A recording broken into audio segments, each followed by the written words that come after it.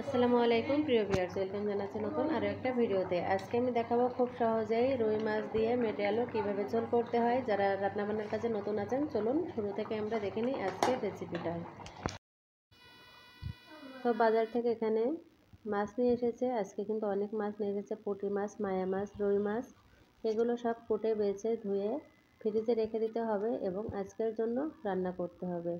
এদিকে আলুটা আমি কুটে নিয়েছি, মেটে আলু দিয়ে রুই মাছের ঝোল করব। তো চলুন শুরু থেকে আমরা দেখে নিই।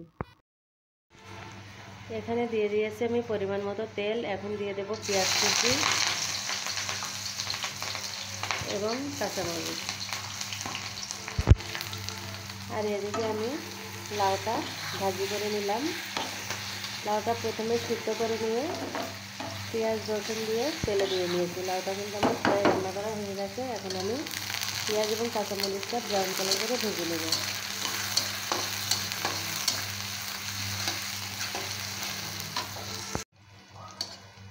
তো এখানে পেঁয়াজটা কিন্তু আমার ব্রাউন কালার করে ভাজা হয়ে গেছে। এখন আমি দিয়ে দেবো এখানে রসুনের পেস্ট। তো এখানে আমি রসুনের পেস্ট দিয়ে দিলাম, দিয়ে দিচ্ছি এখানে জিরার পেস্ট। এখন আমি মশলাটা ভালোভাবে নেড়ে চেড়ে নেব।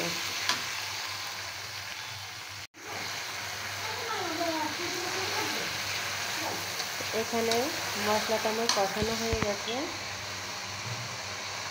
এখন আমি আলুটা দিয়ে দিলাম। আলুটা দেওয়ার পরে একটু নাড়াচাড়া করতে হবে। আর এখানে আমি দিয়ে দিলাম সরিষার গুঁড়া,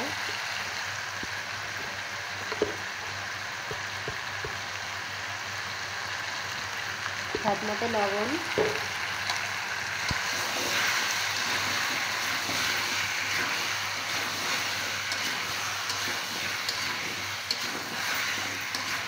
খুব ভালোভাবে নাড়াচাড়া করে নিতে হবে মশলাটার সাথে। আমি মশলাটার সাথে খুব ভালোভাবে নাড়াচাড়া করে নিয়েছি। এখন আমি কষানোর জন্য এখানে পানিটা দিয়ে দেবো। খুব বেশি পানি দেওয়ার প্রয়োজন নেই, কারণ আলুটা দেখে মনে হচ্ছে যেন তাড়াতাড়ি সিদ্ধ হয়ে যাবে। এই জন্য এখানে আমি 1 মগ পানি দিয়ে নিয়েছি। পানি দেওয়ার পরে আমি আরও একটু নেড়ে চেড়ে এখন ঢাকনি দিয়ে ঢেকে রেখে দেবো। আর এখানে মাছ ভাজি করার জন্য আমি তেল দিয়ে নিয়েছি।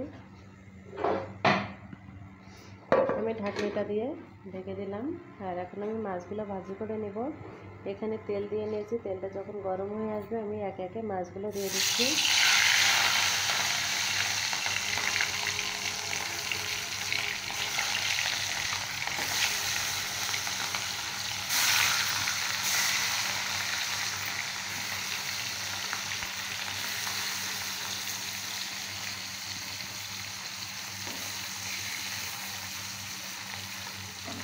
আর মাছ ভাজি করার সময় একটু লবণ, একটু হলুদের গুঁড়া তেলের ভিতরে দিয়ে দিবেন, তাহলে কিন্তু মাছগুলো নিচের দিকে একটু লেগে যাবে না।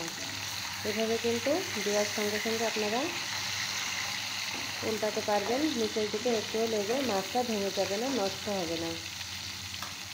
এখন আমি একটা সাইড ভাজি হওয়া পর্যন্ত অপেক্ষা করব।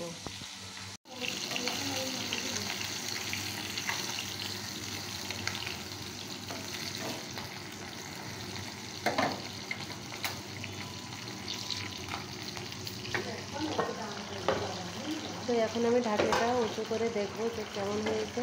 এখানে দেখুন এখনও কিন্তু পানিটা শুকায়নি, তবে নিচের দিকে হালকা একটু লাগা লাগা হয়েছে। তো এই পর্যায়ে ঢেকে দেবো না। আর এদিকে খেয়াল রাখতে হবে, তা না হলে কিন্তু পুড়ে গেলে আলুটা ভালো লাগবে না। আমার তো মাছটা ভাজা হয়ে গেছে, আমি বন্ধ করে দিলাম চুলোটা।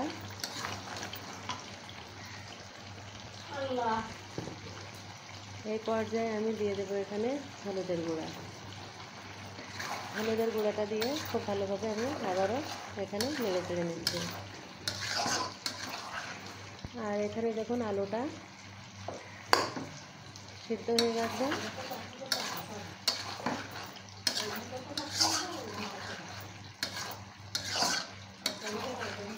তো আমি এখানে খুব ভালোভাবে একটু কষিয়ে নেব। তো এখানে দেখুন একটুও কিন্তু পানি নেই, এরকম লাগা লাগা হয়েছে, তবে নিচের দিকে কিন্তু একটুও লেগে যায়নি। আর এই পর্যায়ে আমি দিয়ে দেবো এখানে ঝোলের পানি।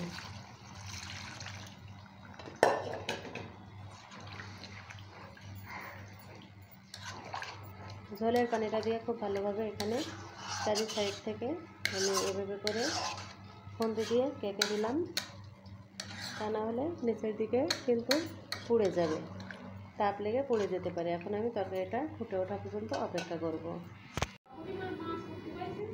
তো এখন আমি ঢাকনিটা উঁচু করে দেখব যে কেমন হয়েছে। এখানে দেখুন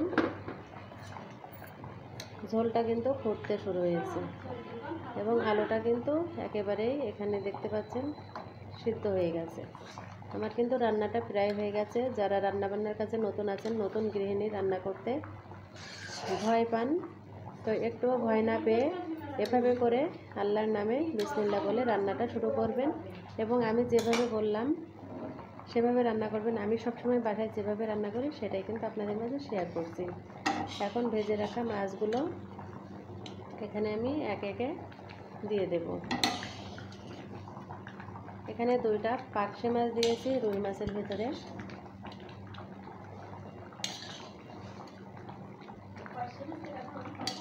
হ্যাঁ, রুই মাছ খায় না।